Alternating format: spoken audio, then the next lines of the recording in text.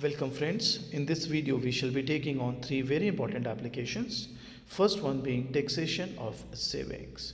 Suppose the individual's allocation of her income between consumption this period and consumption in the future period will involve a choice, which is that by giving up $1 of consumption today, the individual can obtain 1 plus R of extra consumption dollar next period, where R is the interest rate. मेरे बेटा, आपके पास period 1 यानी present है और period 2 यानी future है.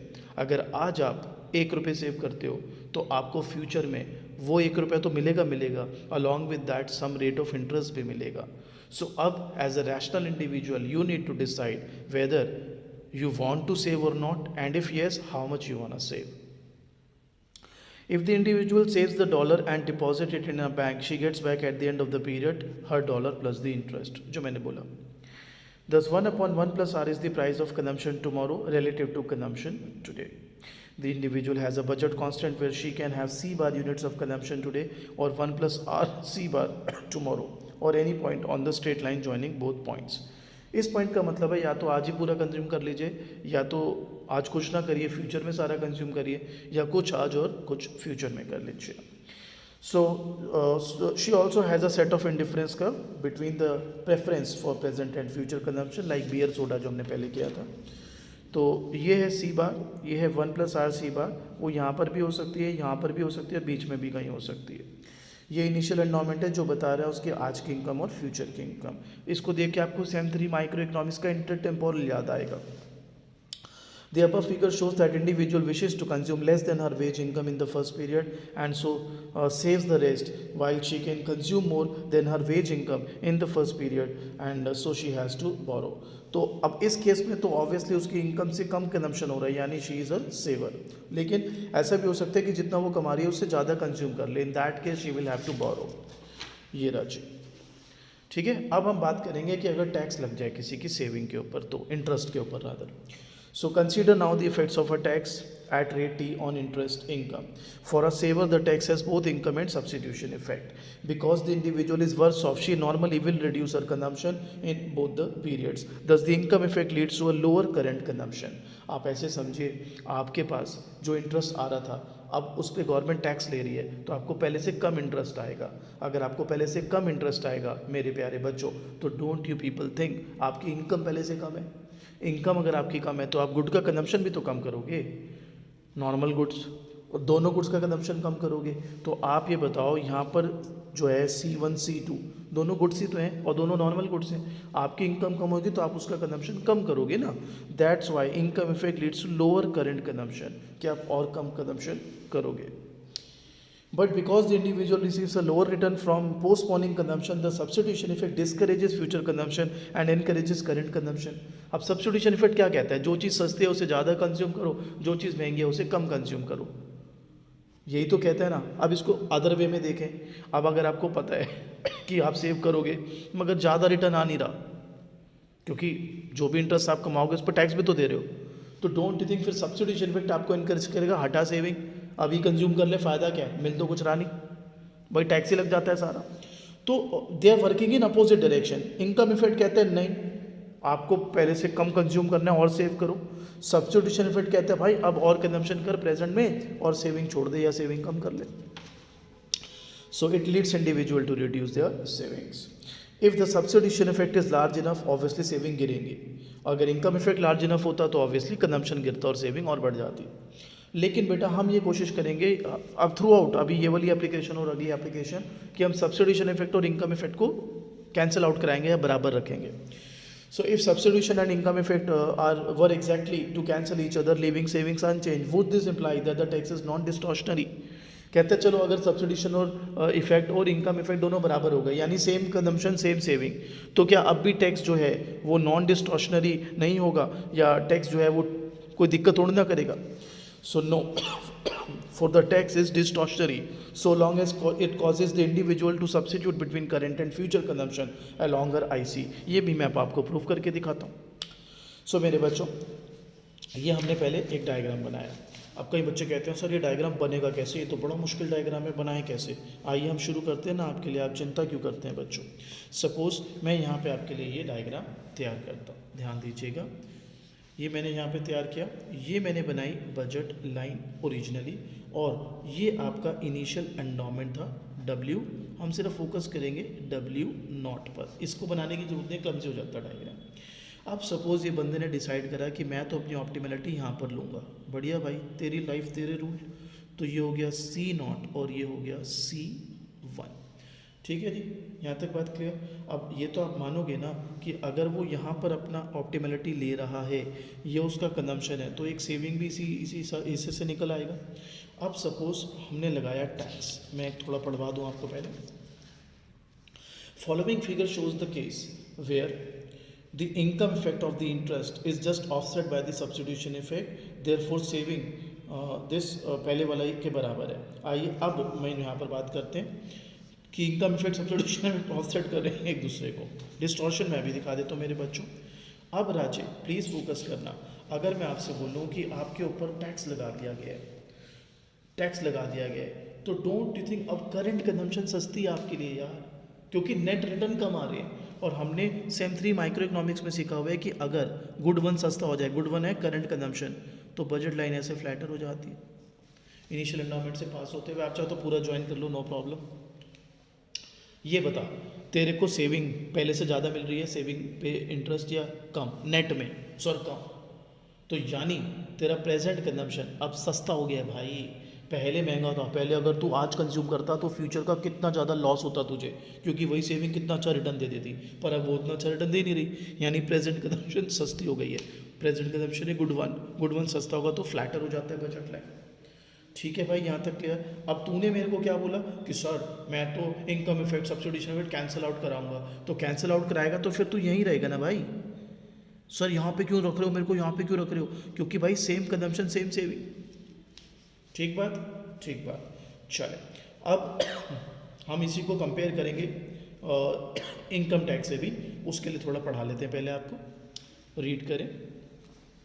We could contrast the effect of interest income tax with a lump sum tax, a tax that shifted the budget constant down in a parallel manner. तो अब ये तो हमने पहले बना लिया, अभी मैंने आपको सिखाया। अब एक इनकम टैक्स, अगर इतने बराबर का इनकम टैक्स लग जाता, ध्यान दीजिएगा, अगर इतने बराबर का इनकम टैक्स लग जाता तो फिर वो कैसा दिखता भाई, पैरेलल लाइन में तो बनती ना वो, तो वो ऐसे बनता, ध्यान लगाओ ऐसे, ठीक है। और उस पर आप यहाँ पे आ जाते कहीं E1 पर, यूटिलिटी सेम रखी है हमने, देखो। अब इसके डिस्टॉर्शन ही डायग्राम से तो मैं दिखाऊंगा इफेक्ट, लेकिन एक और तरीका भी है समझ पकड़ने का। सो गाइस ये पॉइंट पढ़ लेते हैं। We could contrast the effect of interest income tax with the lump sum tax, a tax that shifted the budget consider down in a parallel manner. Well, such a tax will, for any given effect on individual's utility, raise more revenue.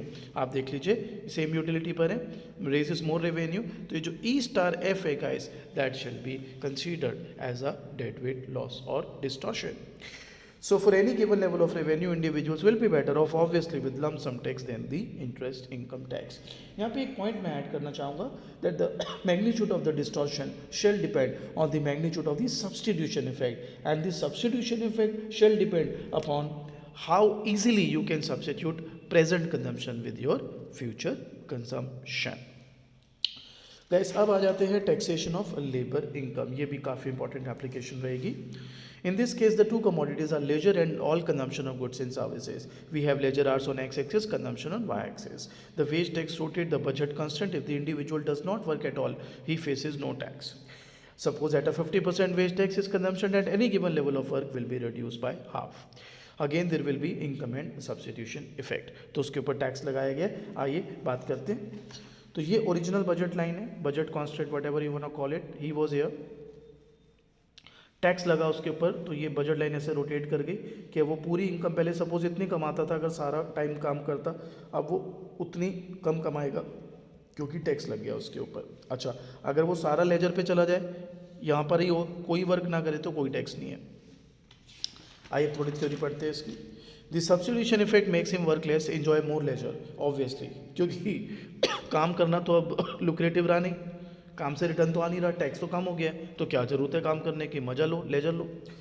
But the income effect makes him work more, since when the individual is poorer he consumes less of all goods including leisure. तो मगर income effect क्या कहेगा, अरे तुझे तो पहले से कम पैसे मिल रहे हैं, तू तो गरीब हो गया तो तू दोनों नॉर्मल गुड्स की कम कंजम्पशन कर, और दोनों नॉर्मल गुड में एक गुड लेजर भी तो है, तो लेजर को कम कंज्यूम कर रहा है।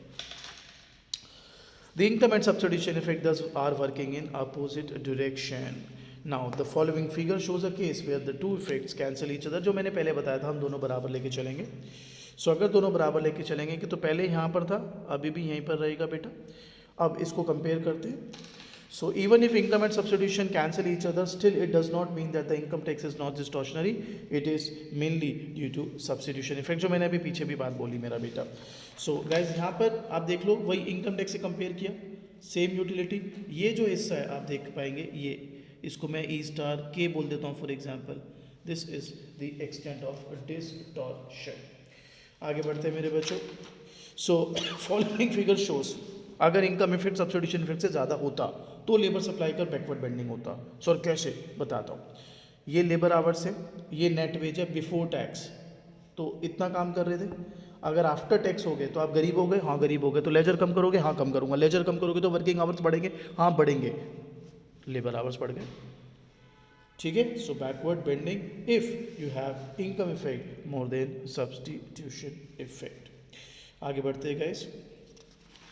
अब आते हैं उल्टे केस पर। This is called income tax credit. Following figure shows the effect of taxes on the budget constant facing a low wage individual who receives a wage subsidy. यानी अगर बहुत ही गरीब है कोई लेबर, उसको बहुत कम वेज मिल रहा है, तो उसके गवर्नमेंट सब्सिडी देगी, wage subsidy, tax credit up to some level, and then he will face a tax beyond a certain level. So इसको हम अब समझते हैं। In the interval LA the new budget constant is actually steeper than the budget tax before constant LL। ये साथ में देखते जाएंगे। This is LA, this is LL, इसको भी L बोल सकते हैं, नो प्रॉब्लम्स। सो ध्यान से सीखिएगा इस डायग्राम को। So in the interval LA, the new budget constant is actually steeper than the before tax budget LA. So this LA is more steeper. In the interval AB, the new and old budget constant are parallel to each other. आप देख सकते हैं, this is called this range. ठीक है, they are parallel to each other. ठीक है, तो we are talking about this AB range. Okay, so in the interval BC, the after tax budget constant is much flatter.